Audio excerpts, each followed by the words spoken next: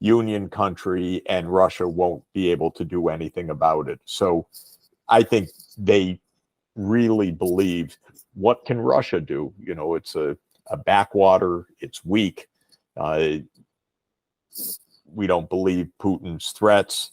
If he actually does something, we'll sanction the economy to death. So they were playing a game of chicken, and Putin called their bluff and invaded in February after the U.S. refused to negotiate anything. And interestingly, almost days after, Zelensky said, "Oh, we should negotiate." And the Russians and the Ukrainians actually sat down and negotiated in Ankara and almost reached an agreement. And then the United States intervened, said, "You don't have to reach an agreement. We're going to crush Russia.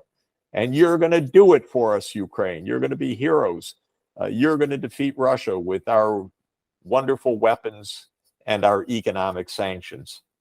And of course, this was an illusion, typical American arrogance, because Putin mobilized in the middle of 2022. And also, Russia was a far more capable military and far more capable arms manufacturer than the United States allowed, and technologically much more sophisticated than they imagined, with very smart guided missiles and a lot of advanced digital technologies.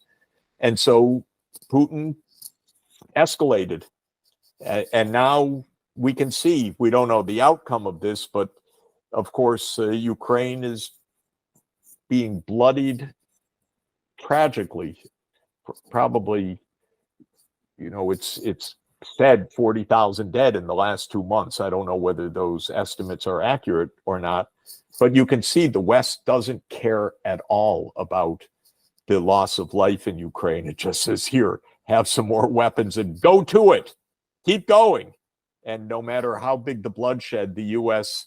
view is, well, they're the ones dying. We're not dying. It's our weapons. And we're selling a lot, and our companies like it.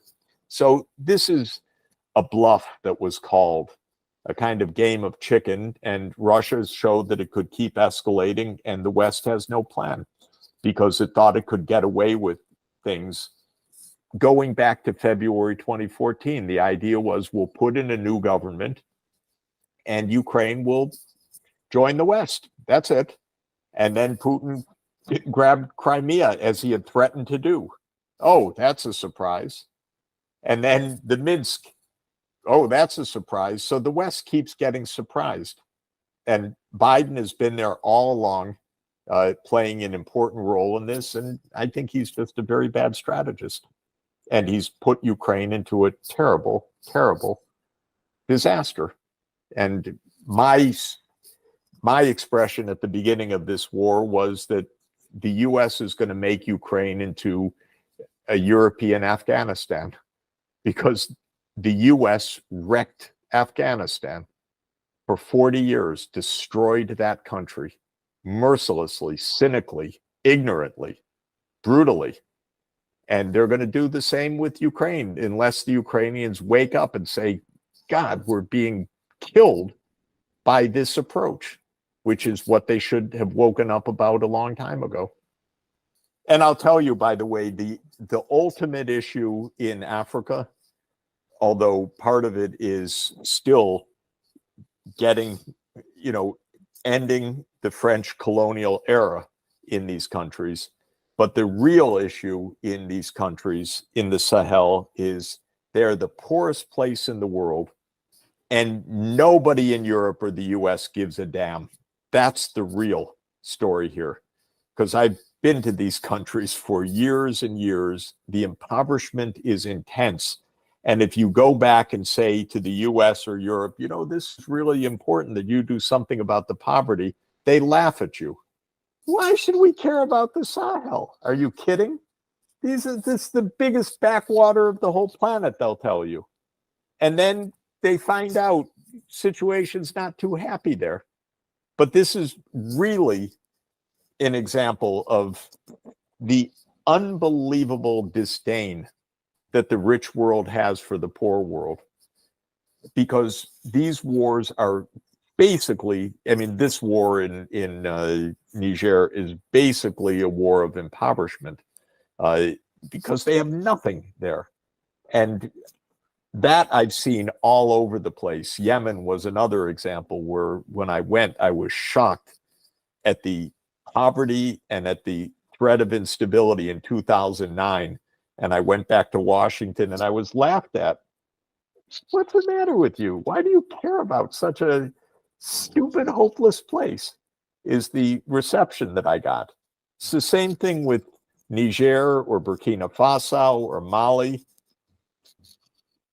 So these are kind of deep, deep crises that reflect a world powers that don't give a damn.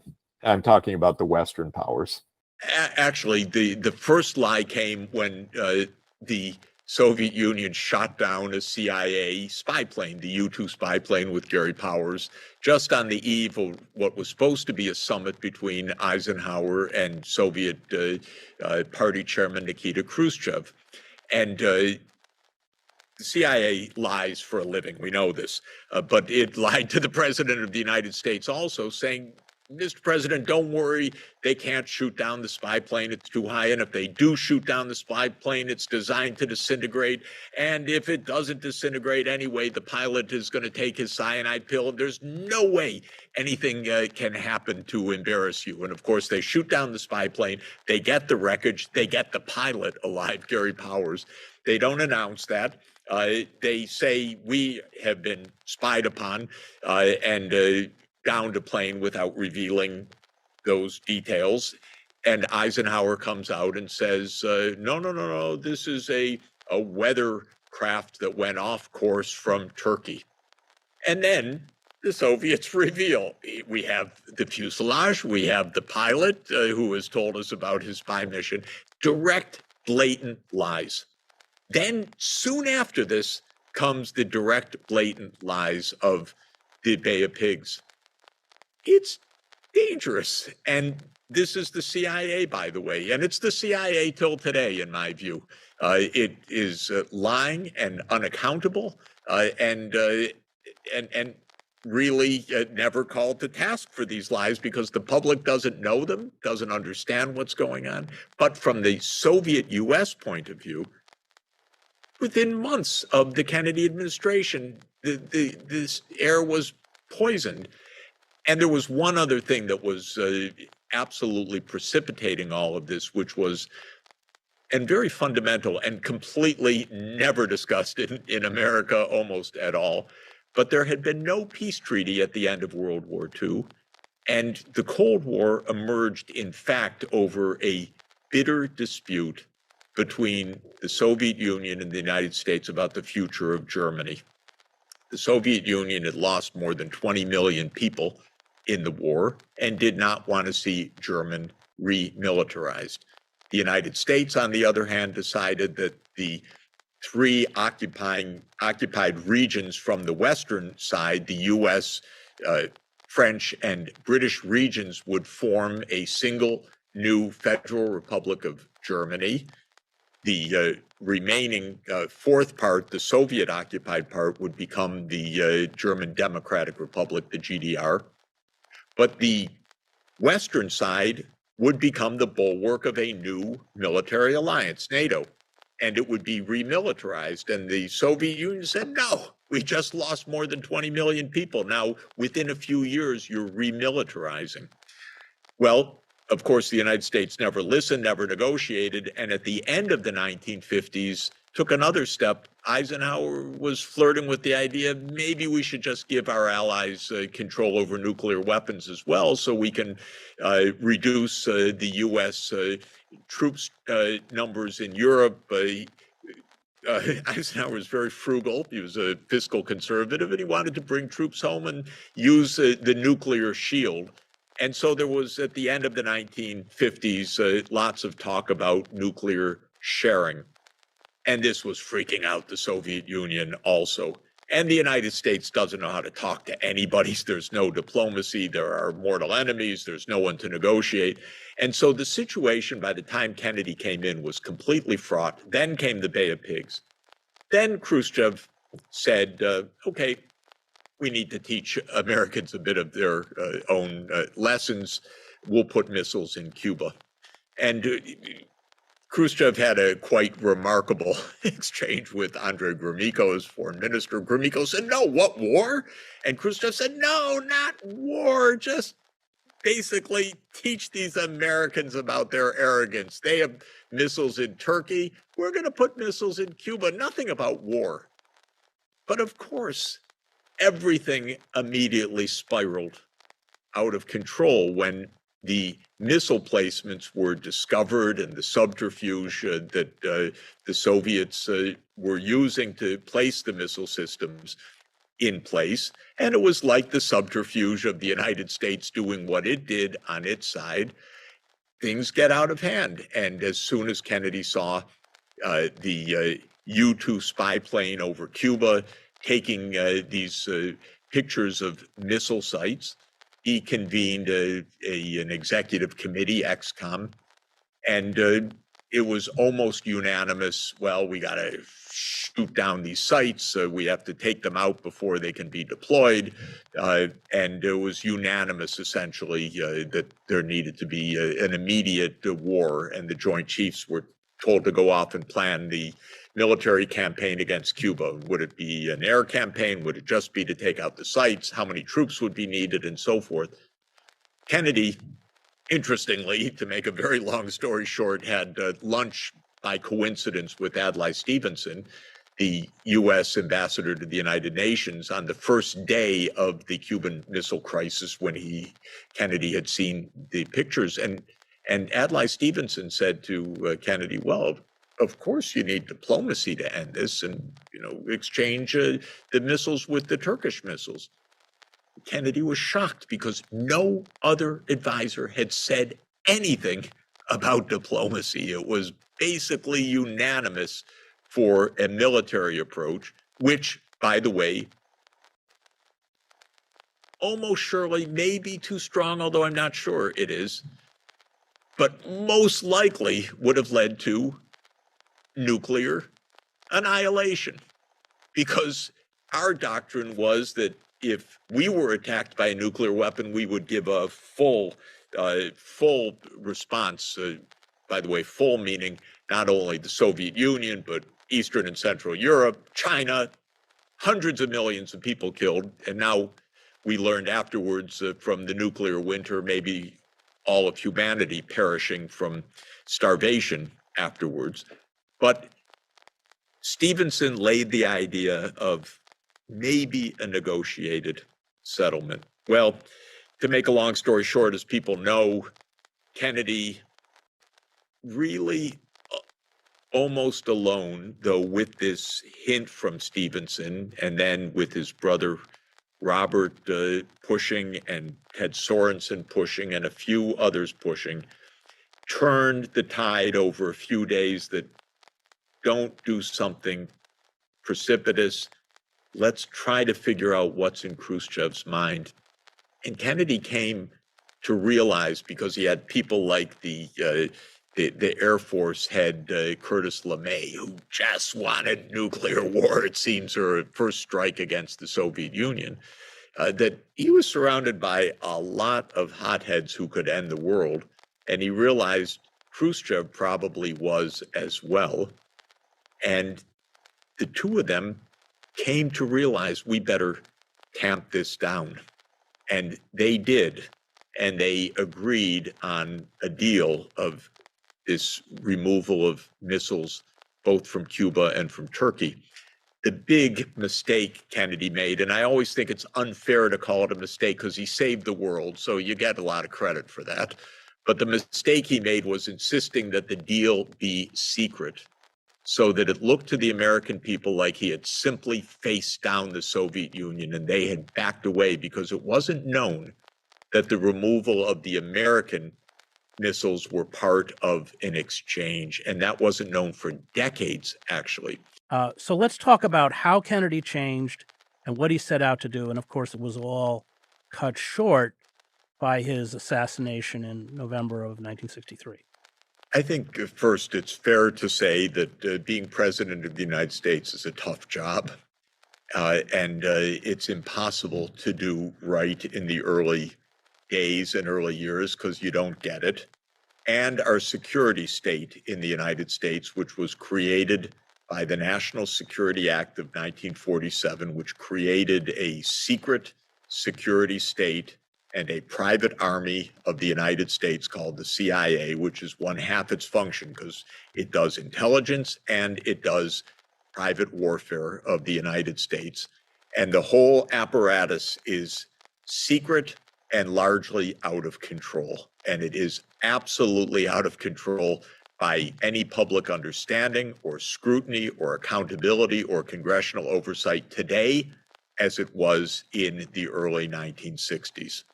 Well, Kennedy came in with a lot of energy and idealism and brilliance, and he stumbled terribly in the first year with the Bay of Pigs, Cuban invasion, and then in the second year, the near disaster of the Cuban Missile Crisis.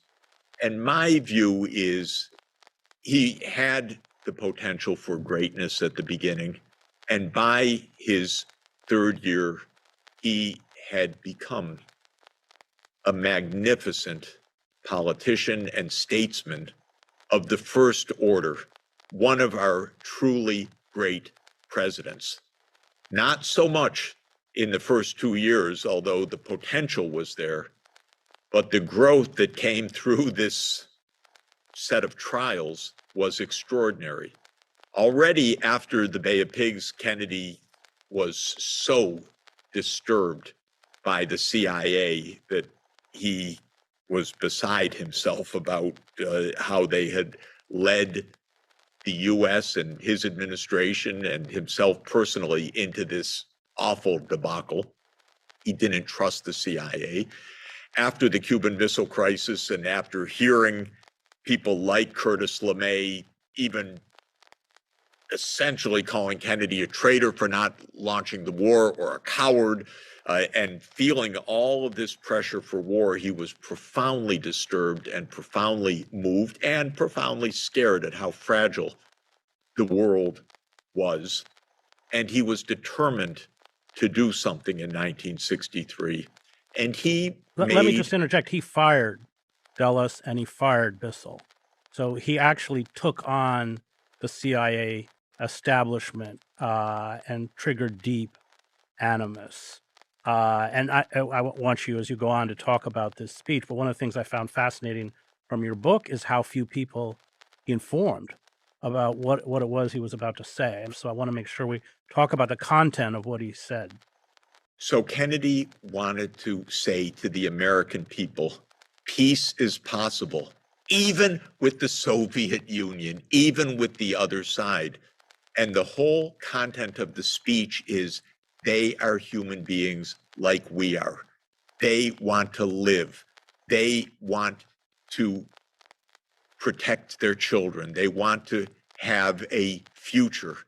And this speech is unbelievable because it's the only foreign policy speech I know of anywhere where it is not telling the other side what to do, not making threats, not reveling in glory, not saying we are number one, not saying they are evil, but saying to the American people, we need to reconsider our own position.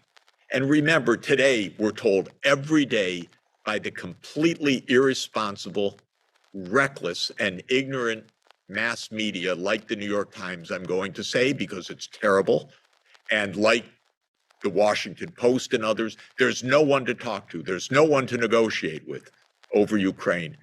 And in the Cold War in 1963, it was even more like that. The Cuban Missile Crisis had just occurred. Could you even imagine negotiating with the Soviet Union? And Kennedy's whole message is we can negotiate. They want the same things. they too will abide by treaties as long as those treaties are also in their interest. And they can be relied upon to abide by treaties that are in their interest and also in our interest. There is a benefit of cooperation. This is rational. In fact, the pursuit of peace is the rational end of rational men, says President Kennedy. I just want to read a couple sections because it is an absolutely remarkable, and as you point out, through Sorensen, beautifully elegiac and just gorgeously written. But these are some of the things. I want to read three short sections. I speak of peace, this is Kennedy, as the necessary rational end of rational men. I realize that the pursuit of peace is not as dramatic as the pursuit of war, and frequently the words of the pursuer fall on deaf ears, but we have no more urgent task. And then he says, so let us not be blind to our differences, but let us also direct attention to our common interests and to the means by which those differences can be resolved. And if we cannot end now our differences, at least we can help make the world safe for diversity. For in the final analysis, our most basic common link is that we all inhabit this small planet. We all breathe the same air. We all cherish our children's future, and we are all mortal. And just to conclude, he asks in the speech, what kind of peace do we seek? Not a Pax Americana enforced on the world by American weapons of war, not the peace of the grave or the security of the slave. I am talking about genuine peace, the kind of peace that makes life on earth worth living, the kind that enables men and nations to grow and to hope and to build a better life for their children, not merely peace for Americans, but peace for all men and women, not merely peace in our time, but peace for all time. This is incredible. It gives you goosebumps. Of course, I've listened, I don't know how many dozens or hundreds of times to the speech. I've made my family listen on so many occasions. But the words are thrilling. The words are mesmerizing in their beauty, and Ted Sorensen has a big hand in that as well. And in their ability to make change. And I think one of the things that Kennedy also says in here, which is incredible, is his advice on leadership. And I don't have exactly the words here, but to paraphrase, he says, by defining our goal more clearly, by making it seem more manageable and less remote, we help all people to see it, to draw hope from it, and to move irresistibly toward it. So the goal of peace, if made to be manageable, practical, like a treaty to stop atomic testing stop atmospheric testing of nuclear weapons, is a practical, manageable step, and people draw hope from it. So the speech was so riveting and powerful. By the way, kept completely outside of the bureaucracy. It was essentially hidden from the security apparatus, from the State Department, the CIA, even the White House. Only Sorensen and Kennedy worked on it basically until the last moment. Then they said, I'm giving this. Kennedy said, I'm giving it. So it could not be vetoed by state or by the Defense Department or the National Security Council or anybody else. And he gave it. And what is amazing, absolutely amazing, is that Khrushchev heard it, was carried away, summoned the U.S. envoy, Kennedy's envoy, to Moscow, Averell Harriman, and said, this is the finest speech by an American president since FDR. I want to make peace with your president. The words were so powerful. The motivation, the ideas were so powerful. Kennedy disseminated the speech through Pravda, Izvestia, online. Isn't that hilarious? Pravda reprinted it. Exactly, and broadcast the speech. And within a few weeks, they had signed the agreement. Within a few weeks. Absolutely an astounding achievement. Then Kennedy, just to say, he was also the grassroots politician. He was a political guy to the core. He went out to campaign for it. And so he took his tour around the United States. The Joint Chiefs, oh, well, we don't know. They come to testify in Congress and try to knock down this agreement, and Kennedy carried the American public overwhelmingly, and then won a decisive victory in the Senate 60 years ago, just now, for the ratification of this treaty. And this is the time when we're talking is the time of the UN General Assembly. Kennedy went to tell the leaders what this meant in another completely magnificent address. And he said, this is not the end of conflict, but it is a ray of hope piercing through the clouds. And he ends his address to the world leaders assembled in front of him in the chamber of the UN General Assembly. Kennedy, having brought peace, brought hope, and all the world leaders assembled in front of him.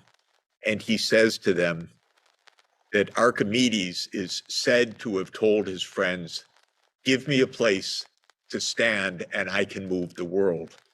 Fellow leaders of the world, let us see if we can take our stand here in this place, in this time, to move the world towards peace. And you just can't get better than that. The idealism, the hope, the practicality, and Kennedy infused the whole world with it. And then they killed him. And we've lost it. We've lost it. And they killed him because I'm personally convinced, after having studied this in depth for decades now, and now we have the report completely debunking the Warren Commission with the magic bullet being no magic bullet at all, but a bullet that the Secret Service pulled out of the back of Kennedy's seat and put on the stretcher, debunking the entire forensic basis of the Warren Commission. I'm pretty convinced that it was rogue elements within the U.S. government itself. Well, Alan Dulles. Alan Dulles, Can't CIA. get more evil. Can't get more evil than that. Exactly. We don't know exactly who, but this was a conspiracy, and it was a conspiracy against peace. And you know, it's our security state is in full force. Our president, in my view, is not in control, and in any event has been a hardliner and a Cold Warrior, whatever you want to call it, well past the Cold War. These neocons don't understand peace. They don't understand negotiation. They don't understand diplomacy. They don't understand the nuclear threat. And one other point, Chris, of the speech that I think is so pertinent and completely neglected, Kennedy says, above all, while defending our own vital interests, nuclear powers must avert those confrontations which bring an adversary to a choice of either a humiliating retreat or a nuclear war. To adopt that kind of course in the nuclear age would be evidence only of the bankruptcy of our policy or of a collective death wish for the world. And the U.S. has gone out to humiliate Putin and to defeat Putin. And Russia has 6,000 nuclear weapons. What are we doing? What are we thinking? Of course, I take it a little bit, even a step back. I think this is, I call it the war of NATO enlargement, because I think the entire war in Ukraine came because the United States so recklessly and imprudently kept pushing NATO enlargement. Russia saying, stop, it's a red line, stop. And then not to Ukraine, for heaven's sake, not to Ukraine, our 2,300 kilometer border, not to surround us in the Black Sea. And the US is deaf to this. And then trying to humiliate Putin and doing exactly the opposite of what Kennedy said. And I take it seriously when Kennedy says in that remark about not pushing a nuclear power to a corner, he says, above all, as if that's the synthesis of what he's learned from the Cuban Missile Crisis. Above all, don't humiliate a nuclear adversary. And our people don't even know it. We don't have diplomats, and we don't have a president, in my view, that understands the job of keeping the foot on the brake. So it's a very dangerous time. It's so good to hear some wisdom coming from Europe, because unfortunately the dominant discourse in Europe is like the dominant discourse in the United States these days, which is war all the time. And I've always counted on Europe to be smarter than the US on these matters, because the US makes so many of these awful, unnecessary wars. And I've been surprised and very alarmed and disappointed by the European leaders falling into line with the US military-industrial complex. And Claire, thank you. It's just so good to hear your wonderful remarks. It's gotten very bad in Europe, as it has in the United States. Very hard to reach the mainstream because the media, the corporate media, have completely blocked out any honest accounting of how we got into the Ukraine war and what's happening and why it's a disaster. So it's very hard to even share basic facts right now. I know I was pretty frequently on just normal mainstream TV, but not these days, not in the last couple of years, because nobody wants to hear. And I begged the New York Times even for one editorial to tell the truth about this war, and I kind of badgered them into accepting something, and they accepted it, they edited it, they were getting ready to print it. And then they said, "Oh, I'm so sorry, Professor Sachs, we're not going to run it after all." So the fact of the matter is the corporate mainstream media is just completely saturated with the US government propaganda. So with that backdrop, here we are sharing some truth and sharing some thoughts together. I go back more than 30 years in Russia, Ukraine, US, European issues, because more than 30 years ago, I was trying to help President Gorbachev, and then trying to help President Yeltsin, and then trying to help President Kuchma, the first president of independent Ukraine, to overcome all of the huge difficulties that attended the collapse of the Soviet Union. The Soviet Union collapsed because it was a miserable system. It didn't work. And Gorbachev knew it, and he wanted a normal society with normal relations with the US, and he wanted a common European home, and I loved the man for it. And when he asked me to be on his advisory team, of course, I said yes. And I learned that the United States could not take yes for an answer. It could not accept the idea of just a normal, cooperative relationship with a reformed Soviet Union or with an independent Russia. The US wanted unipolarity. The US wanted dominance. The US wants its way on everything. It's crazy. We're 4.2% of the world. We don't and can't and shouldn't aspire to run the world. We should aspire to cooperate. Well, I saw firsthand in a very painful few years that the US doesn't like cooperation. First, it was the Bush senior administration. Well, that was Cheney and Wolfowitz and Rumsfeld, the neocons of the day. And they basically didn't want to lift one finger to help the transformation of Russia into a new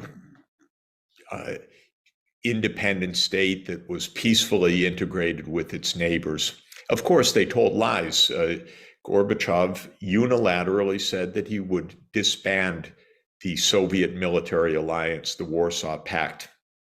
and James Baker III, our Secretary of State at the time, and Hans-Dietrich Genscher, the foreign minister of Germany, ran to Gorbachev. If you do this, we will absolutely not take advantage of the Soviet Union. We will absolutely not move NATO into where the Warsaw Pact is right now. We will not move NATO 1 inch eastward. And there's a massive, wonderful archive of material with this promise repeated many times to Gorbachev by the Germans, by the US, by the Secretary General of NATO himself to a visiting Russian delegation. Well, turned out all to be lies, because as soon as the Soviet Union dissolved at the end of 1991, the neocons started planning the expansion of NATO, because they couldn't take yes for an answer that we should just have peace and cooperation. They needed the expansion. And who championed the expansion? Of course, the military-industrial complex led the lobbying. And it's not even subtle. The Raytheon top lobbyist was the head of the committee for the expansion of NATO. Well, duh, this was money. We can sell weapons. We can expand our military bases. We can expand our military budget. And of course, these neocons had the idea that they would make several wars of choice. They actually decided that already in the 1990s, that there would be several wars of choice, because there was no one to oppose it. So the US could depose all of the governments that were still aligned with Russia. That means the Syrian government, the Libyan government, Saddam Hussein, and so forth. And they would find whatever excuse, whatever lies, whatever alleged provocations to launch wars of choice. And of course, we know that this happened. But the real origin of the Ukraine war was this relentless NATO march eastward, despite the core promises that were made and the core common sense, by the way, not just the promises. Why provoke Russia?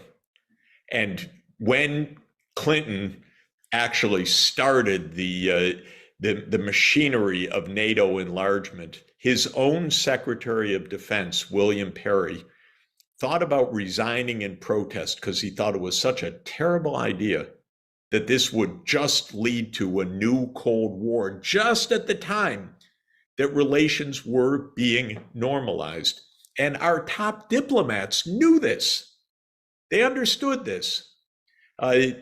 Jack Matlock, the US ambassador to the Soviet Union, said, don't expand NATO. You said no, and it's only going to provoke. Excuse me. Oh, God, I get choked up over this.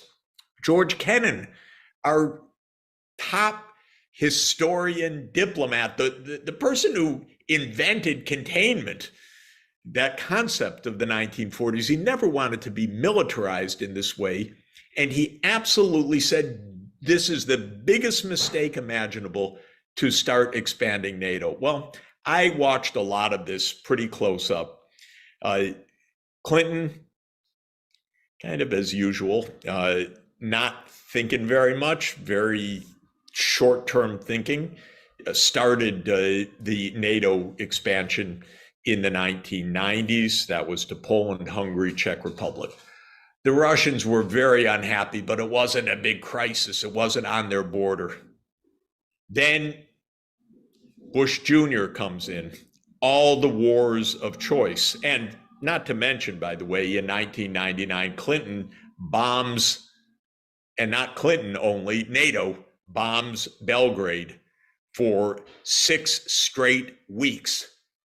Not exactly to Russia's liking, absolutely horrible. And that worsened the relations further. Then in 2002, the neocons under Bush Jr. called for the unilateral US withdrawal from the anti-ballistic missile treaty. Unbelievable. the Russians said, stop, don't do this. This puts us in a threat. This destabilizes the nuclear deterrence, which is our basis for just peacefully being able to trust each other and keeping on a path of denuclearization. Well, the US unilaterally withdraws and starts planning for placing missiles near Russia. And the Aegis missiles go into Poland and Romania within the next decade. Well, the Russians are really getting pretty upset about this. And then George W. expands NATO to 7 more countries in 2007. The 3 Baltic states, Romania, Bulgaria, Slovakia, and Slovenia. And Putin goes to the Munich Security Summit in 2007 and says, come on, stop. You promised not 1 inch eastward, and now it's 10 countries you've expanded to. So the US, in its infinite wisdom as usual, what does it do? The next year, George W. Bush Jr., with, by the way, our US Ambassador to NATO, Victoria Nuland. I hope that name rings a bell. She's currently our Deputy Secretary of State. They call for NATO to enlarge further. And where? To the 2,000-kilometer border with Russia, Ukraine, and to Georgia. Georgia, not the state, Georgia, the country, on the eastern edge of the Black Sea. Look at a map, it ain't a North Atlantic country. But what it is a plan to surround Russia in the Black Sea. Because the idea was, and it was a very premeditated US idea, that with NATO enlargement, NATO would be in Ukraine, Romania, Bulgaria, Turkey, and Georgia, completely surrounding Russia in the Black Sea. And notably, Russia's naval base in Sevastopol. And that was the idea. That, by the way, was the same idea of Lord Palmerston in 1853. So it's not a very original idea. It was the whole basis of the first Crimean War. And so these neocons wanted to fight the second Crimean War. And of course, you could hear the cheers of Britain, which is imperialist nostalgia to the essence in its political class. Yes, yes, yes. We can surround Russia in the Black Sea, just like Lord Palmerston wanted to do a century and a half earlier. Well, Putin says, do not do this. This could be incredibly destabilizing. But by the way, it wasn't just Putin who sent a secret memo back from Moscow to Washington to Condoleezza Rice. Well, of course, none other than Bill Burns. Bill Burns was then the US ambassador to Russia. But you may recall the name. He's currently our CIA director. And he sent a secret memo, because everything in the US government is secret, by the way. He sent a secret memo entitled Niet means Niet. And he explained something so basic, so obvious, that for Russia, this is an absolute hardcore bright red line. Do not go to Ukraine. And that it's not just Putin, it's the entire Russian society. They don't want the US military bases. They don't want Aegis missiles. They do not want to be crowded on their border by the US military. And it makes perfect sense, because we wouldn't like it either. But, you know, American security state leaders who don't ask us Americans, they're a little hard of hearing. So, did you say red line? We didn't hear that. So, of course, Bush pushes through the commitment by NATO to expand to Ukraine and to Georgia. I know European leaders told me in 2008, what is your president doing? But Europe, they're, I don't get it exactly, but they will not oppose the US in public. So they complained to me, but then they, in the end, signed on to Bush's crazy idea of expanding NATO to Ukraine and to Georgia. Now, there was one last safety valve to understand in this, and that is the Ukrainians did not want this. Ukraine is a divided society, ethnically Ukrainian, ethnically Russian. They didn't want this crowding. They knew that this would destabilize the situation. So the elected president, Viktor Yanukovych, said, we will be neutral. We will not alarm Russia. Also, we'll extend a lease in Crimea for the Sevastopol naval fleet until 2042. We want quiet. The United States neocons don't like quiet. They want just to get their way. So in the end of 2013, they helped stoke first protests against Yanukovych, and then the violent overthrow of Yanukovych in February 2014. And we know that Victoria Nuland and Jake Sullivan and Joe Biden all played a role in the violent overthrow of the Ukrainian president. That's just a fact. Now, so much is hidden from view that we don't know exactly time and date, but the Russians intercepted one of Victoria Nuland's phone calls and posted it on YouTube so everybody can listen to it, as she and the US ambassador to Ukraine, Jeffrey Piot, plot the next post-Yanukovych government several weeks before a violent storming of the government buildings in Kiev. That's what happened. That's when the war started. We overthrew the government that wanted stability. And in came a series of governments that were Russophobic and pro-NATO and at the American service. And Obama and Trump and Biden pumped in arms. Now, just to finalize how we came to this current utter tragedy and disaster. When Biden came in, I had hopes, okay, maybe something rational. No way. Biden doubled down on Ukraine becoming a NATO member, doubled down repeatedly in 2021, said NATO will enlarge to Ukraine. And on December 17th, 2021, Putin, really at wit's end, because he could not get the US to engage in diplomacy, put on the table, and you can find it on the internet, a draft US-Russia security agreement to avert a war.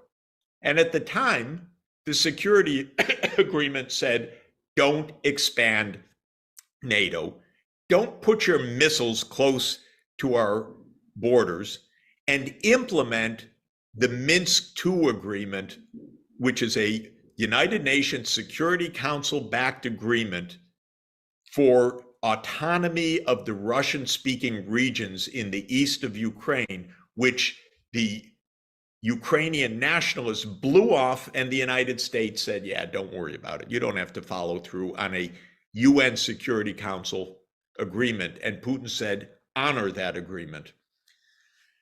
Well, the basic story is, of course, the US refused to negotiate on these points.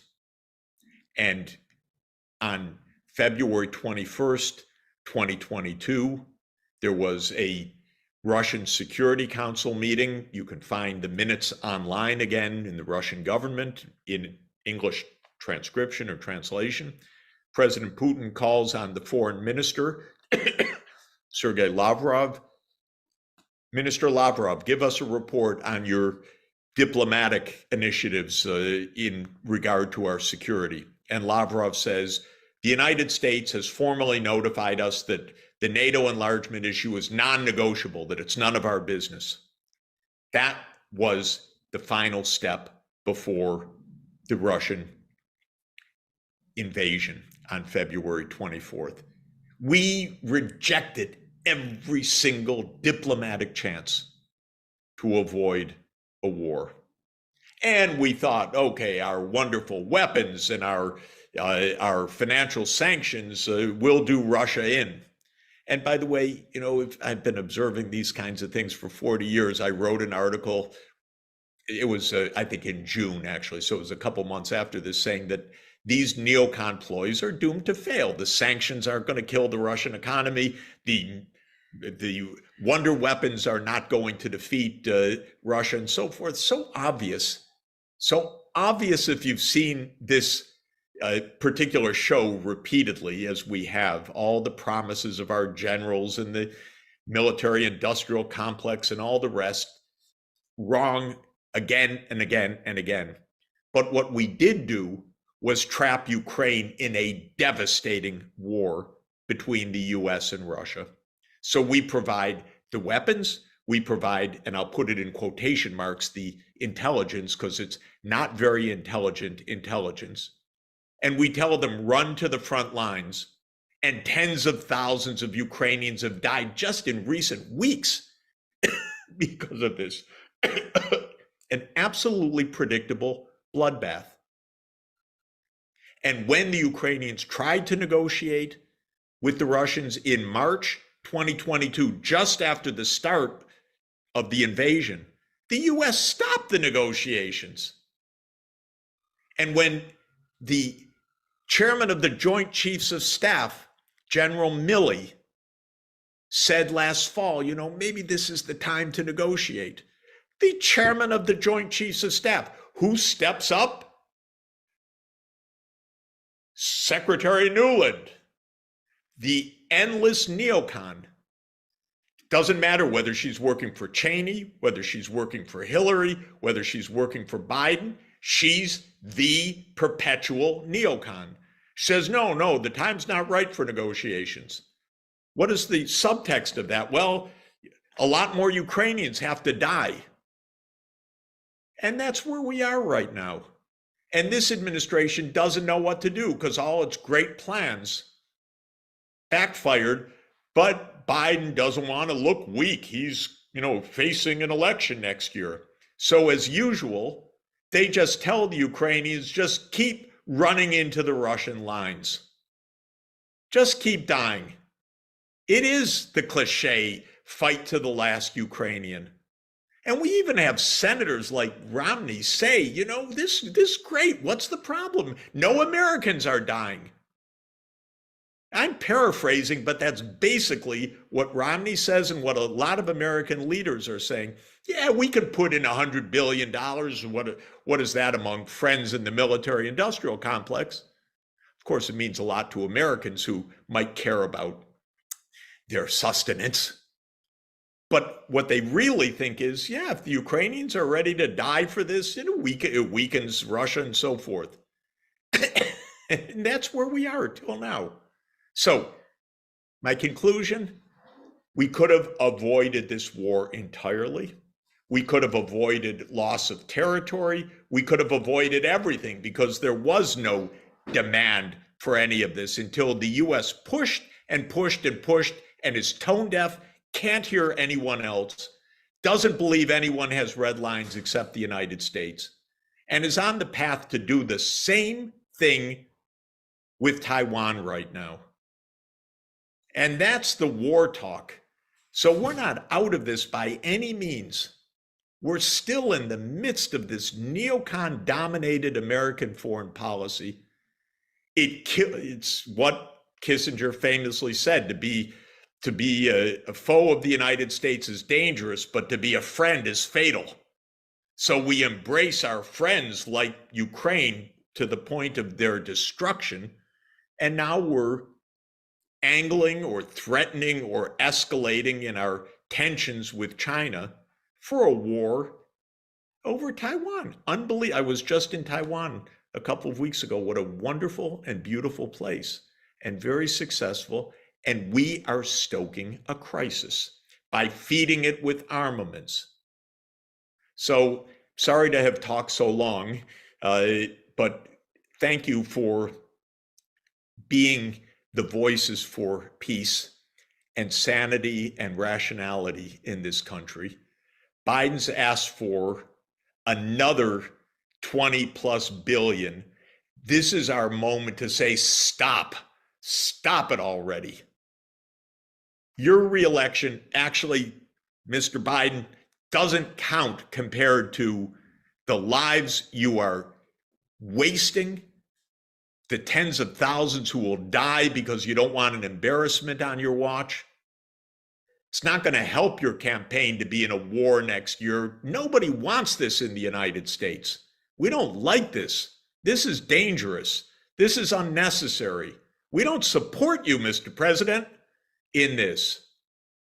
So stop now. It'll be a lot worse in your campaign. The whole concept that you have to look tough and strong for your 2024 reelection is a nonsense, and it's profoundly immoral. So we need to raise our voice now. I think more and more congressmen and senators are getting the idea that while they don't ask us our opinions in the United States about these issues, because it's not really about what Americans think, it's about what the military-industrial complex demands. We don't like it one bit. What happened to Western values? Because it's a very interesting and important and strange story in a way, and it's worth reflecting on. The values that we heard about both Buddhist and Confucian thought clearly find some resonance in Christian thought, especially in gospel teachings of Jesus, and also in Greek thought, because if you look at Aristotle's philosophy, as was seen, you would find some connections that are quite important, actually, and I want to draw them out. But then Western philosophy took an odd turn, or Western thinking took an odd turn, and it's important to understand that change of values that took place starting around 1500 to today, because there really was a change of the Western philosophical approach and a divergence that is, I think, quite harmful in many ways. So if you look at Aristotle, Buddha, and Confucius, if I might, just very briefly, they're all in deep ways, not the same ways, but deep ways, variants of what can be called virtue ethics. The idea of virtue ethics is that human beings have the potential to do good, not the inevitability of doing good, and that virtues need to be cultivated to bring out the best in human beings. And this is a common idea of Aristotle, Buddha, and Confucius in the teachings. In Buddha's Eightfold Noble Path,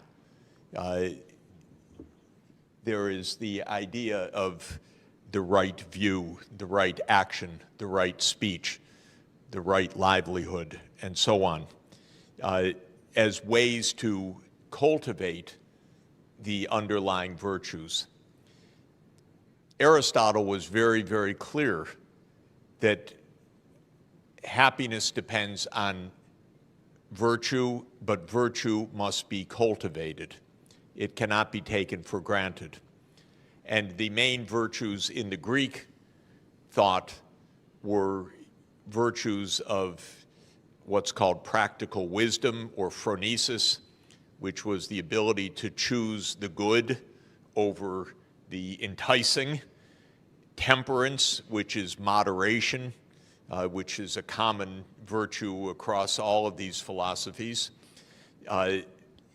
bravery, which means the ability to defend the good, and justice, the ability to discern the right allocation for each person. And so those became the cardinal virtues in Western thought. But what was key for Aristotle was the idea that being virtuous is a potential of human beings, not an inevitability, because we are all bound by our bodily temptations, by our animal instincts, but also by our reason. So in Western Greek thought, reason was the predominant notion. This is not the same as in Eastern thought, but it comes to some similar points. And Aristotle said one must develop the habits of virtue. In fact, virtue or ethics comes from the word habit in Greek, that you practice, just as we heard, that you become altruistic by practicing altruistic acts. And Aristotle believed in mentorship, in education, in practice, in life experience as being vital.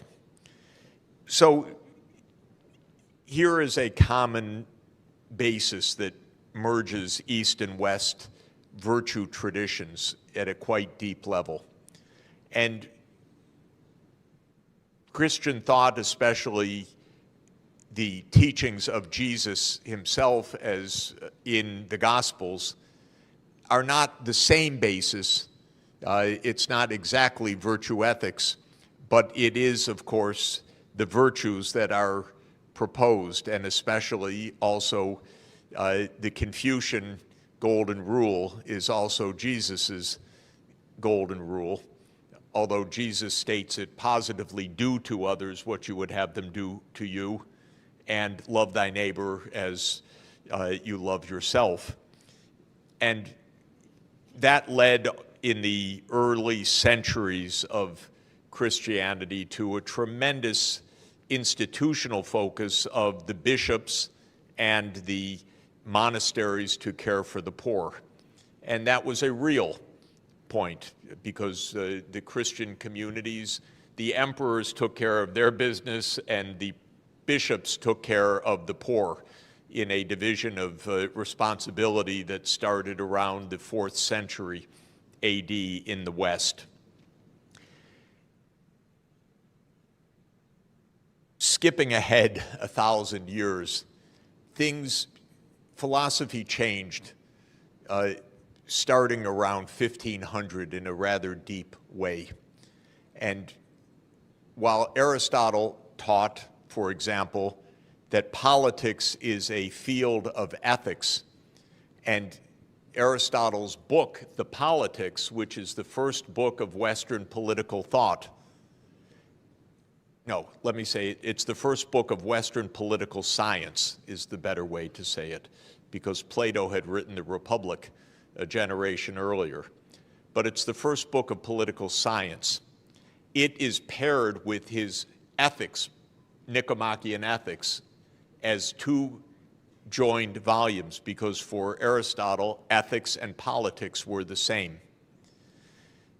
Of course, in 1514, I think it is, Machiavelli wrote a very different political science. He wrote a handbook for the prince, which was about how to maintain power. And political science in the West began to be the science of maintaining or managing power, not the science of producing the good. And in fact, Machiavelli was teaching the prince. He was actually making a job application back to the Medicis because he had been dismissed from the Medicis, wanting a job back that he was advising the Medicis how to hold power in Florence. Later in the next century, one of the most influential texts in Western cultural history was written by Thomas Hobbes, the Leviathan. And this was written in 1640 as Western science was taking shape. And Hobbes wanted a scientific theory of human beings, but modeled as individual atoms that collide with each other. Because for Hobbes, there was no longer a cultivation of virtue, but rather each individual with insatiable desires. So Hobbes's model of human nature is that it is simply unbounded desire. It can't be taught to moderate desire. It can't be cultivated for virtue. It is individualistic and it is insatiable. And so Hobbes said, unless there is an overarching power, people will kill each other. And so we need a Leviathan, he said, to stop human nature from committing non-stop violence. It was a very pessimistic view of human nature, but notice the main point is no longer was there any idea of developing virtue. That was deemed to be impossible. Instead, one needed institutions to reflect harsh reality. This is the flip of philosophy. It's no longer about cultivating the good. It is about controlling the bad. Then interestingly and importantly, this was amplified at the beginning of the 18th century, first by a very influential public intellectual, Bernard Mandeville, who wrote an essay in London called The Fable of the Bees. And in The Fable of the Bees, the most aggressive bees win, but they make the hive powerful and great. And if you try to control the avarice or the vice or the aggression of the bees, the hive actually dies. So this was now a philosophy of empire, that power seeking was good because it would make the society powerful and wealthy and able to dominate over the other bees. So it was taking Hobbes and adding another element, one beehive taking dominance over others. And clearly this was a philosophy that appealed to the emerging British Empire. Then came Adam Smith 6 decades later in 1776, and he said, in agreement with Hobbes and in agreement with Mandeville, that human nature is individualistic, tastes are unbounded, desire is a great motivator, but market forces will tame all of that, because market forces will force a kind of competition that will lead to a socially beneficent outcome.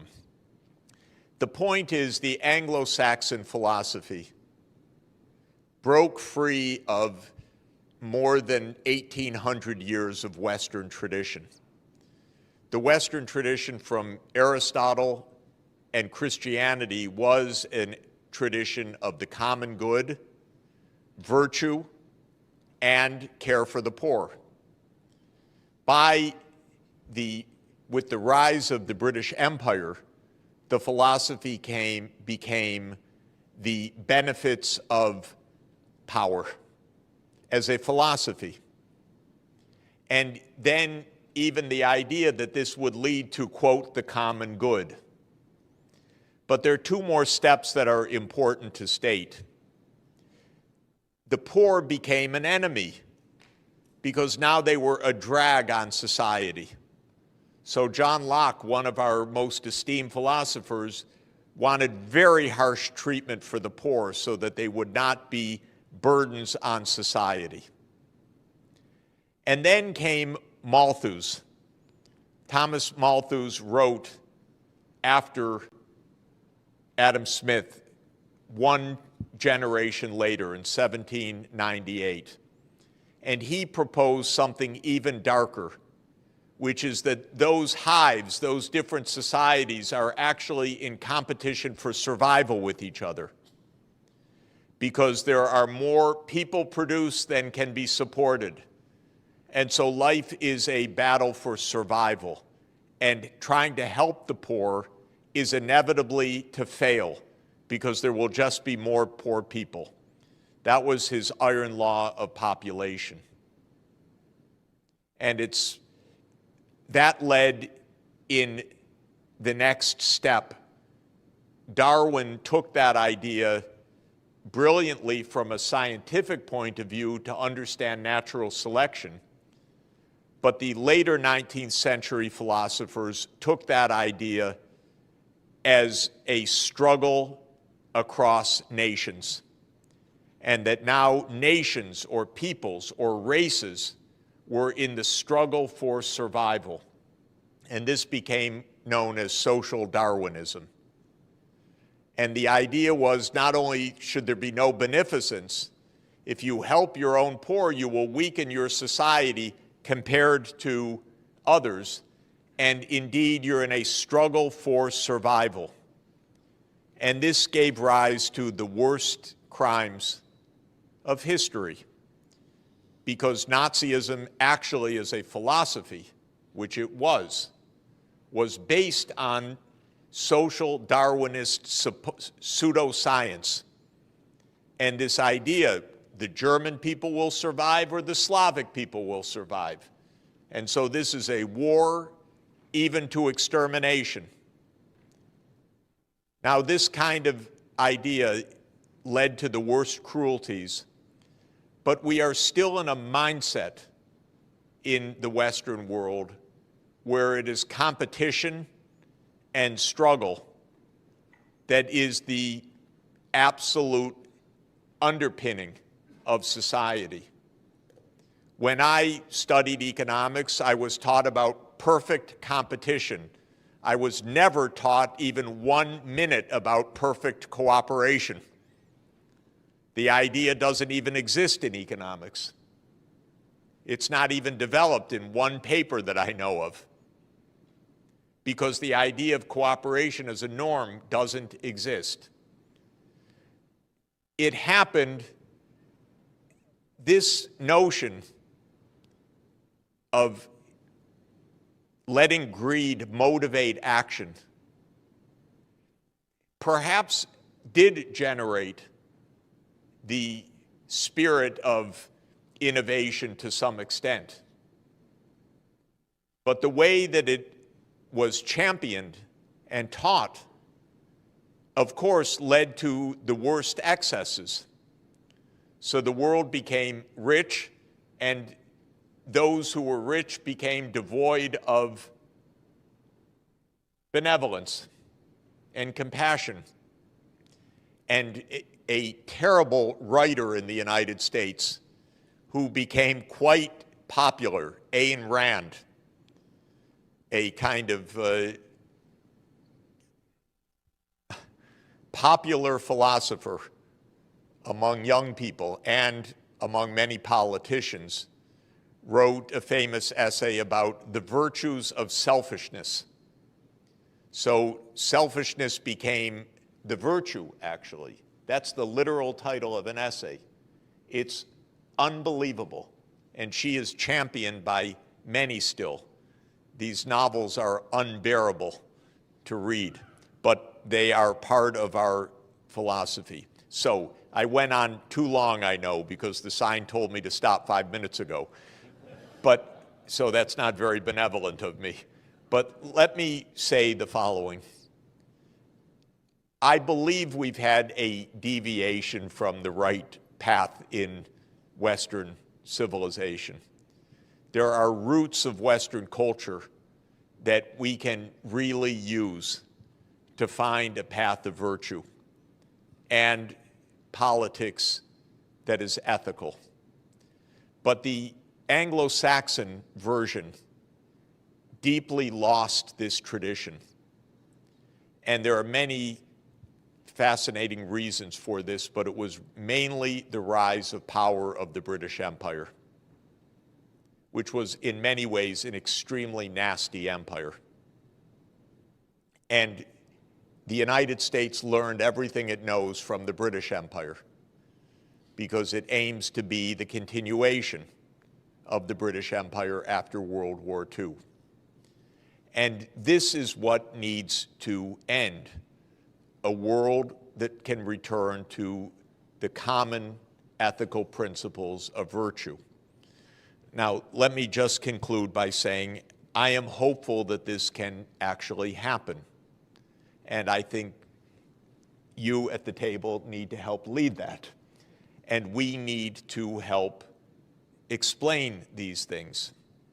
And when President Xi Jinping launched last year the Global Civilizations Initiative, I think that this is actually an important opening that is very positive, because China has said we should go back to our roots of culture to find a way forward, which I very much subscribe to. And the GCI, or Global Civilizations Initiative, is an invitation across civilizational wisdom. And I hosted a meeting in Athens last month, co-hosted with the Academy of Athens, a Aristotle-Confucius symposium on ancient wisdom for modern challenges that brought together Chinese and Western philosophers. We didn't have Buddha properly at the table except one very distinguished Buddhist thinker from Cambodia, but we need more of that. At the end of this meeting, we agreed that we would have a second symposium. This time, I hope it is the Aristotle Buddha Confucius Symposium in Shufu, in Shandong province in July. I hope we could participate together in that. We will be back for that. Many philosophers are interested in that.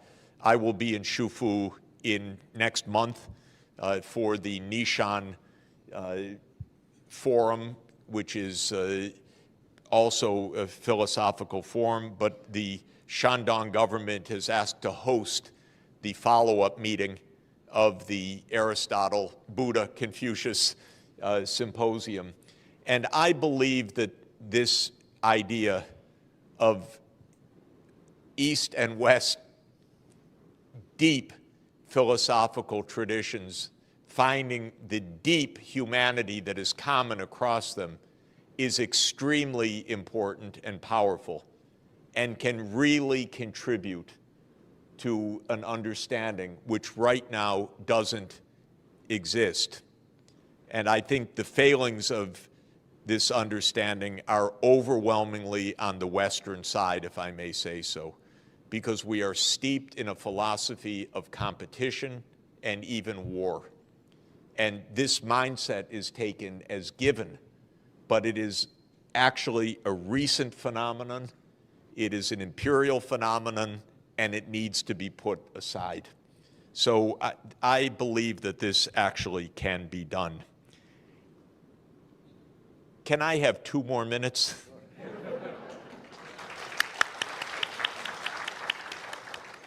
Because I want to talk about net zero by 2050. And first to say how much I admire what Dr. Shaw proposed, and is the book in English also, or in Chinese? Okay, we're going to have to get me an English translation somehow, if we can, but I'm very eager also to read your forthcoming paper. Let me add a couple of things that I think are central, but I think they're already exactly in your climate club idea. It is not possible to reach net zero one country at a time, least of all for an island.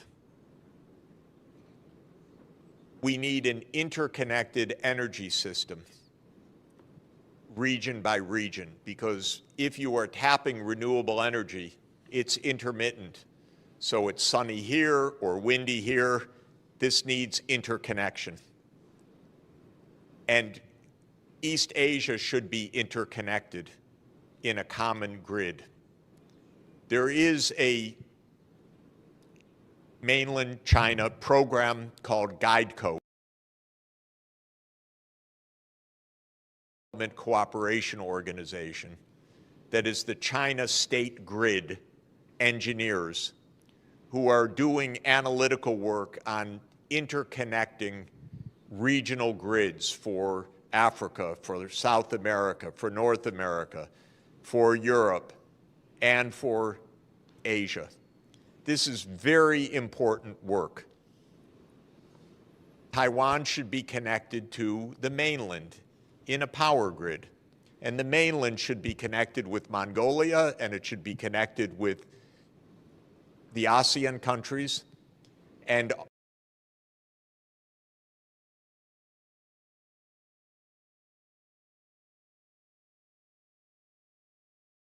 with submarine system. It would be region, the economic powerhouse of the world, rather than a battleground, because this region has everything if it works together. And it could lose everything if it views the region as a battleground. I think everyone in this region can understand this. The only one that does not is my country, actually. But the U.S. needs to be told, let us solve our problems. We know how to discuss. Don't meddle, because you will make a mess. This is actually the truth. This is true about Japan. It's true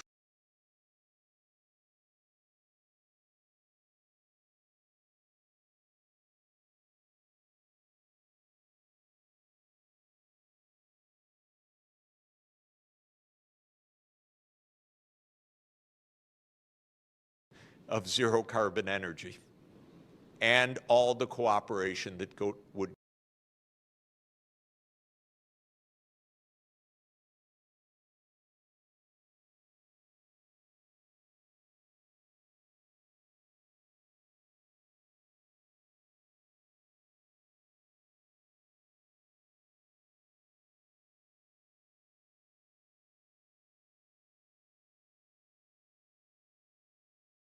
the regional cooperation, the regional structure, and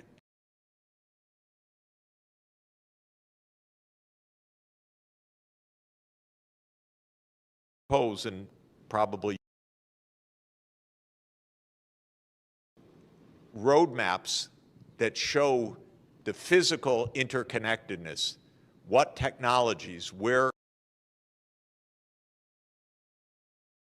as I've been saying,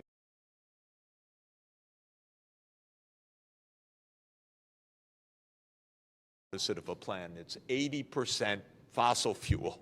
What plan is that? Nothing.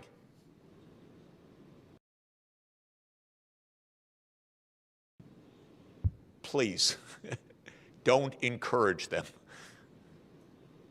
So show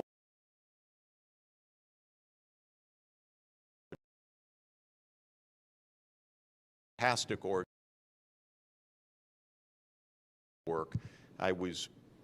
Sonia and I were just in Beijing with them a couple of days ago. We'll come back for a meeting that they're hosting on September 26th for a worldwide meeting on energy interconnections. I think that this is really absolutely at the core. So I agree with everything that you said, and I think that it's absolutely the way forward. And in that polycentric world, there's a concept which I find very useful, It's a concept adopted by the European Union, but a concept that actually started with the Roman Catholic Church, and that is the concept of subsidiarity, which is that we need governance at all levels. So we need global governance, regional governance, national governance, local governance. You put each problem at the lowest level possible, closest to the people, where it can be solved, but not below the level at which it can be solved. So the power grid cannot be solved at the national level. It must be solved at the regional level.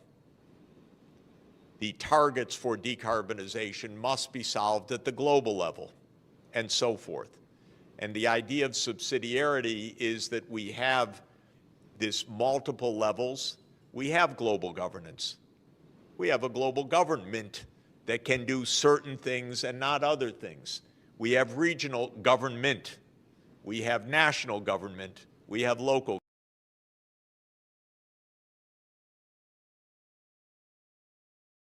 Is there any hope that the U.S. and Ukraine are going to be trying to negotiate for some sort of peace agreement with Russia? This is, Kim, not unlike the virus story in that the government lies relentlessly about why we are in this war, what's happening in the war, and therefore what is going to happen. The biggest lie is where this war came from. And I have a view that is deeply founded, I'm going to say, because I know a lot about this over the past 30 years. This is a war, in my view, that arose because the U.S. rather pig-headedly, in other words, relentlessly, stubbornly insisted on pushing NATO farther to the east every step of the way. And the Russians kept saying, don't expand NATO towards us. Don't do that. Don't do that. Don't do that. Don't do that to Ukraine. We don't want your military on our border. Do you get it? And the United States said, what? We don't hear you. No, don't worry. We're peace-loving. We love you.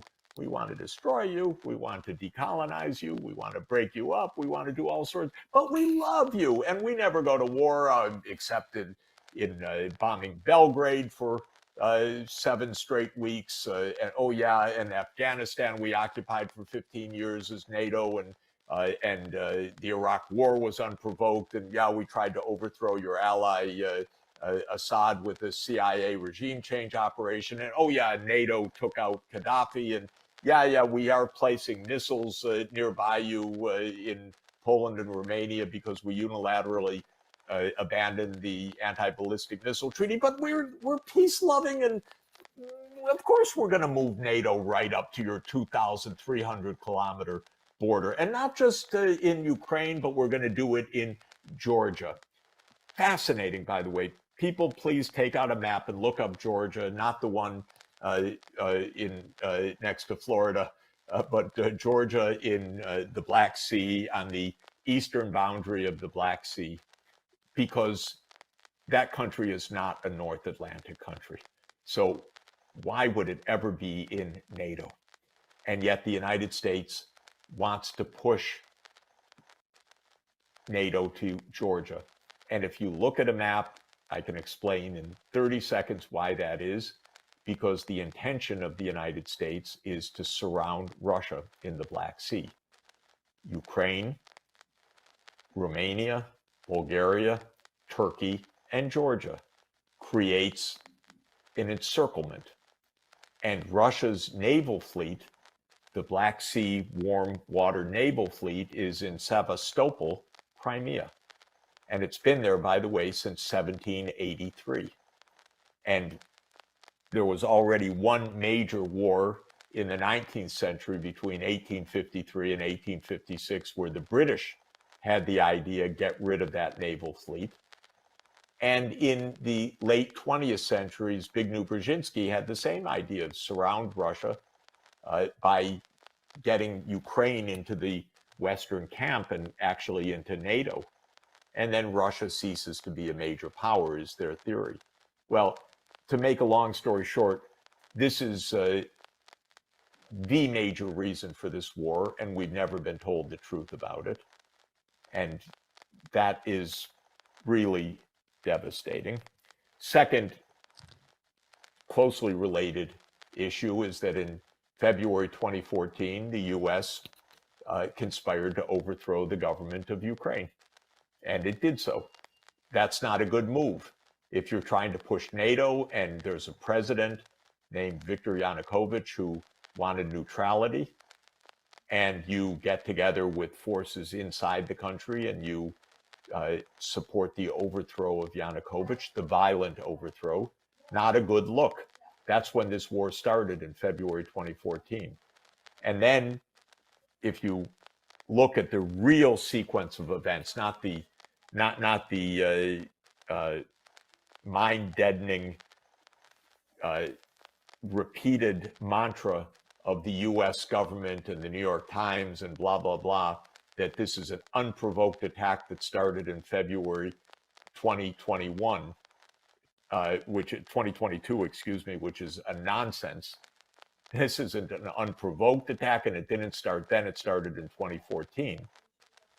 But in 2019 onward, the US poured in armaments to build up a very, very powerful army.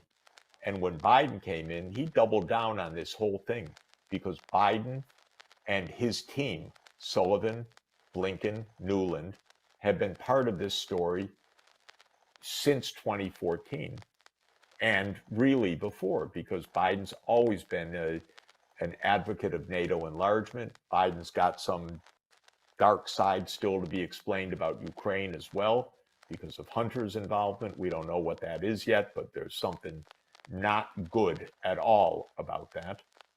But I think Nuland has been on this case of NATO enlargement. She was actually the ambassador under Bush Jr. in 2008 to where? To NATO.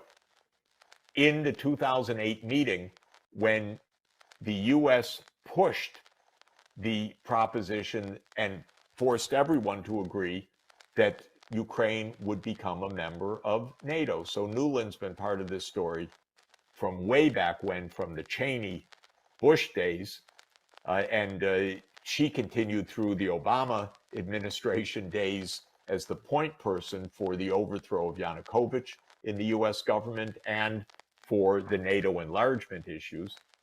And then we started arming Ukraine heavily, especially in the late 2010s. And then Biden really doubled down when he became president and repeated actually in several high-level processes that Ukraine will become a member of NATO.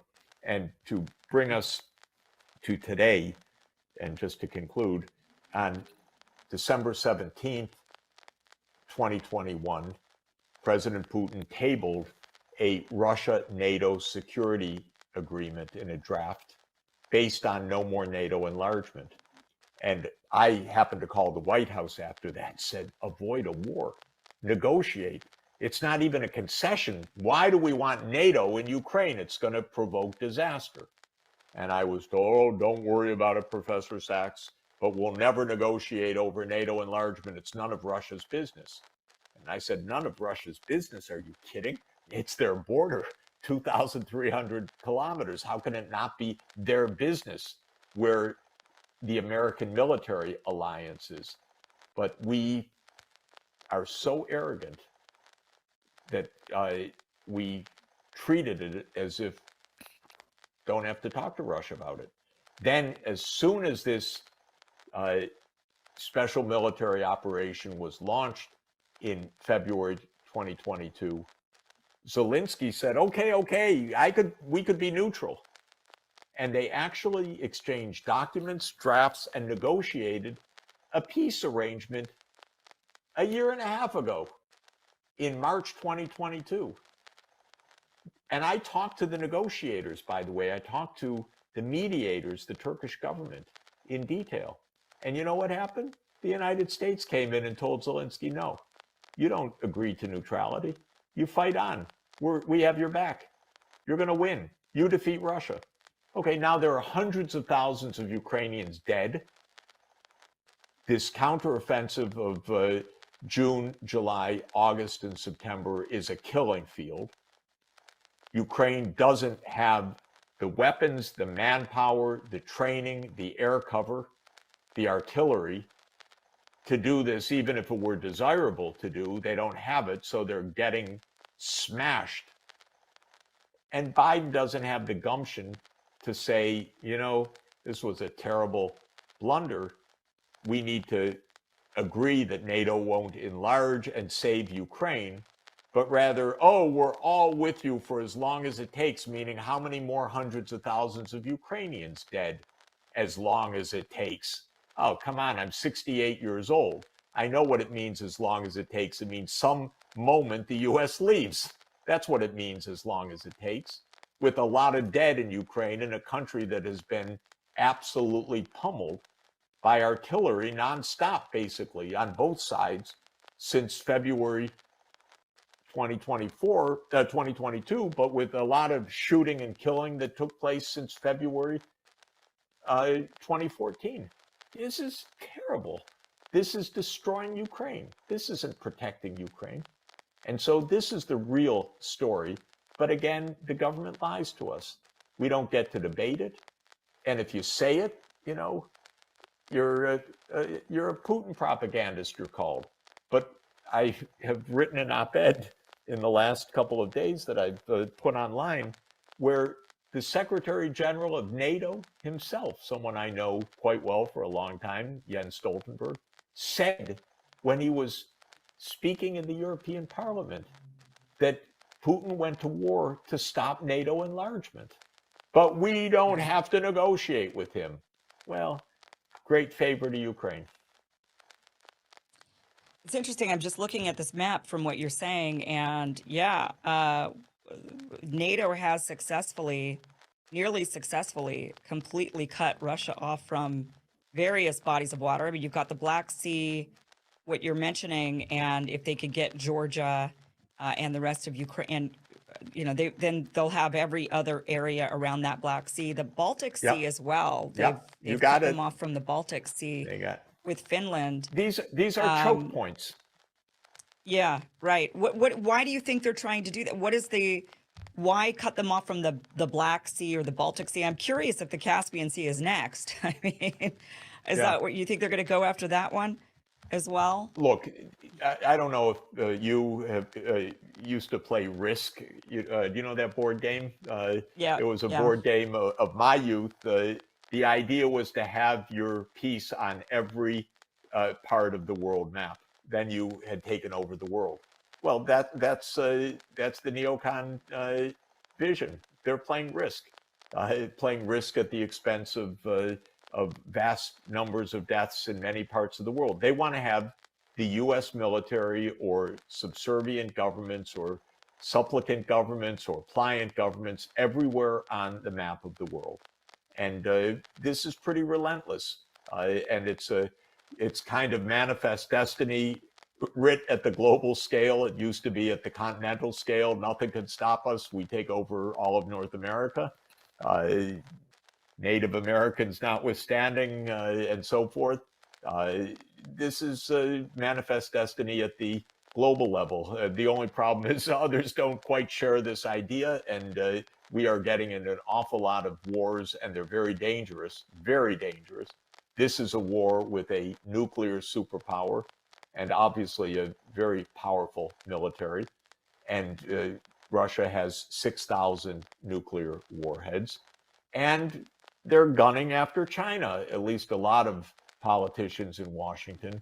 I think in the last few weeks, Biden is trying to pull back a little bit, I think, from the brink, but scared always of his right flank that he'll be attacked for being soft on China and so forth. But there are a lot of hardliners on China that seem really to be preparing for war.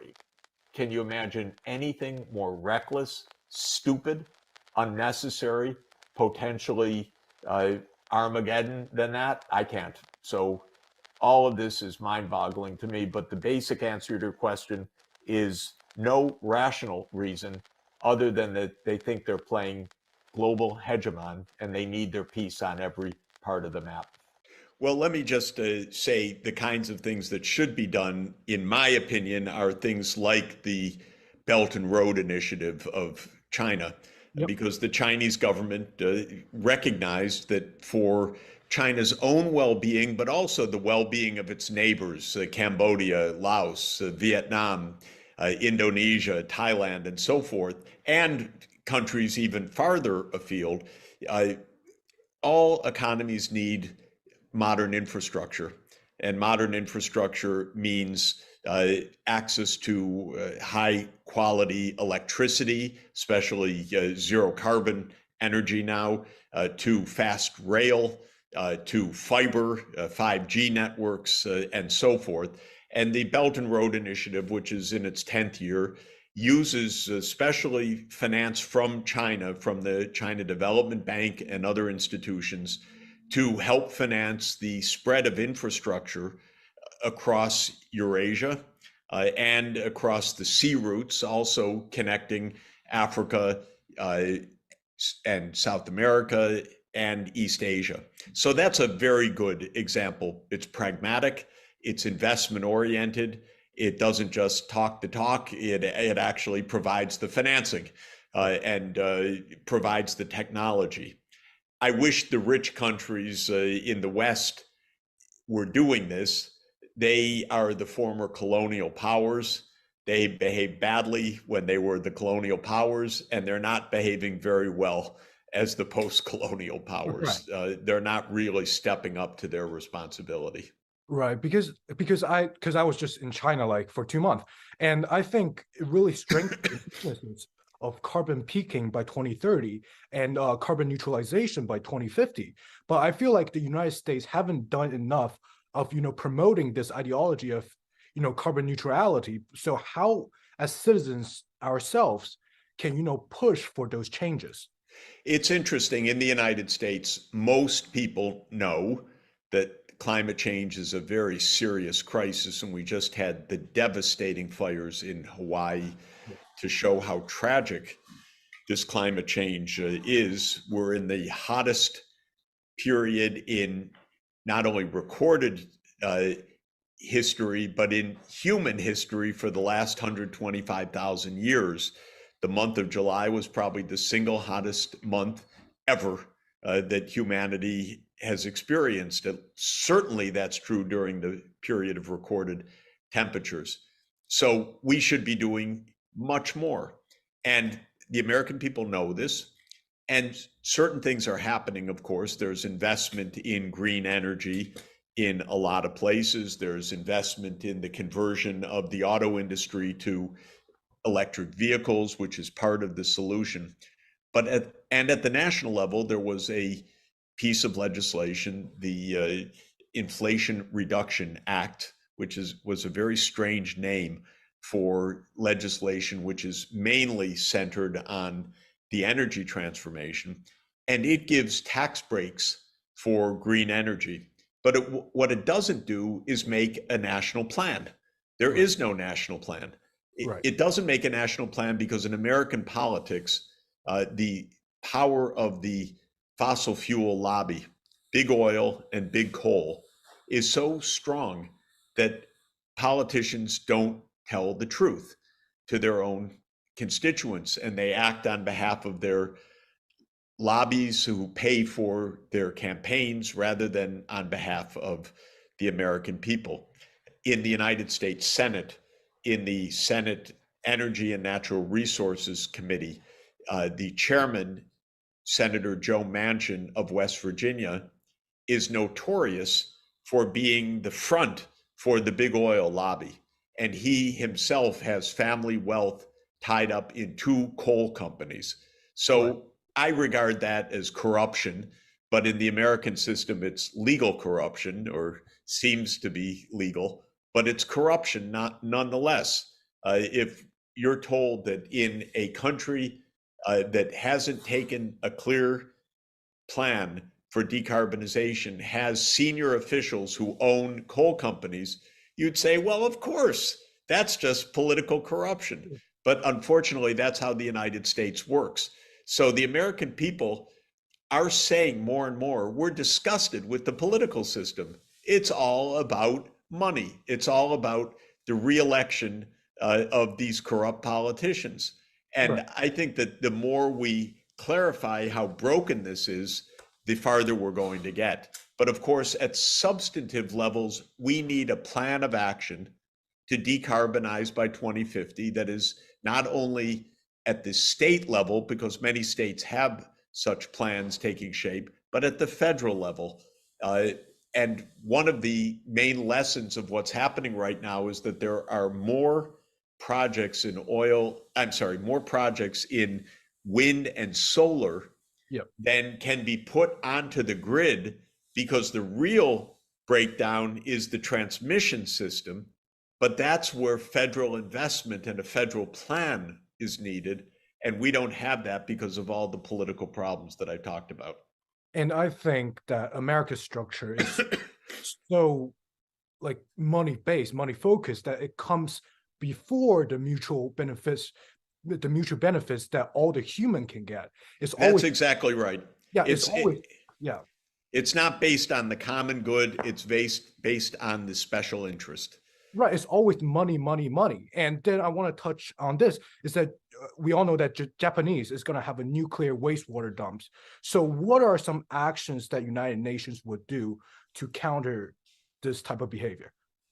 Well, on the specifics on Japan, I can't really comment because I haven't studied the scientific arguments on both sides. And in general, on technical arguments, I tend to listen to the range of experts and ask their opinion. So I would think at a minimum what the UN should be doing, and maybe it is, and I'm just not involved at all in it, is looking at through the International Atomic Energy Agency, which is based in Vienna, at this question of the wastewater from Fukushima and what should be done about it, because that's a technical issue that should not be any individual government's authority. The UN should weigh in, especially at the technical level.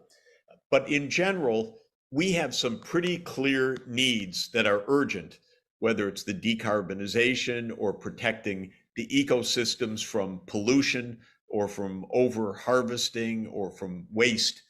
And we need technical plans of action. But that planning mechanism is hard work. And it's hard work for the political reason of keeping it free from corruption. And it's hard work at the technical level because a lot of technical issues are raised. And so countries need effective planning ministries. China has the National Development and Reform Commission, NDRC, which does a lot of the technical planning.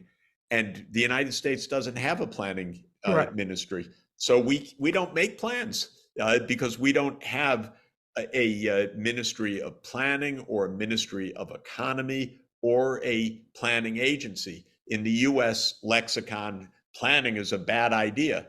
But, for certain things, I am happy that planning is done within private businesses, but for other things, I want the planning to be done by government. And in every sphere of the economy, planning is essential. It's just that sometimes it's not a government function, sometimes it's a private sector function. Yeah, and like you mentioned, the United States government needs to go through a really big structural change. And in that, I think the driving forces are the Gen Z and Gen Alpha people coming up. But right now, I think we lack guidance. So what are some advices that you would guide, like some advices that you would give us to start with? Well, that's a really very interesting and deep question, because let me just say that our Constitution was drafted in 1787. Of course, it's had some amendments since then, but basically it's the same structure that was decided in 1787. And it's out of date. It doesn't have the substantive principles that are needed for the modern period, and it does not enable the strong planning or environmental protection or assurance of economic rights for the people. So it's really an out-of-date structure in many, many ways. At the same time, it has been deeply damaged by corruption, by the money in the politics. So I would make many changes, but I think the idea should be that sustainable development, that means an economy that works for the common good and that protects the environment and that provides the public services that anyone needs, whether it's health or education, that these are part of the citizens' rights and responsibilities, and that the government has the effective means to carry that out without the corruption of private money in politics is central. And I think, as you say, today's young people are going to really need to fix the U.S. system, because otherwise it's just going to continue to be in decline. And yeah, I think currently another problem with the U.S. is that it's basically Red Scare Volume 2. Like the counter propaganda against China is like, oh, China is bad to all the young people. So that creates a really unhealthy into their mindset about a prejudice about China and unwilling to learn about these different type of political systems that might have some policies that could be used in the United States. So, excellent point. Basically, there are a lot of lies about a lot of things in politics in the United States. Because if you have a system that's based on special interests, the special interests try to hide. They want their benefits without saying, you see, I run the government. So we have a set of falsehoods that keep clarity at a distance, actually. And so it takes some effort, but as you say, the anti-China propaganda is really heavy and very intense right now by people who know nothing about China or its history or its economic successes in the last 40 years or the hard work of the people. Right. And how do we counter those misinformation? I think we have first any lies need to be called out. So I try to do that on a daily basis and through articles and books and speeches. But I think it's also important that young people make direct contacts and use the digital connections across schools. So University of Michigan and Tsinghua University working together, discussing and so forth, somehow making such projects both economic, cultural, business, technological, I think would be a big help.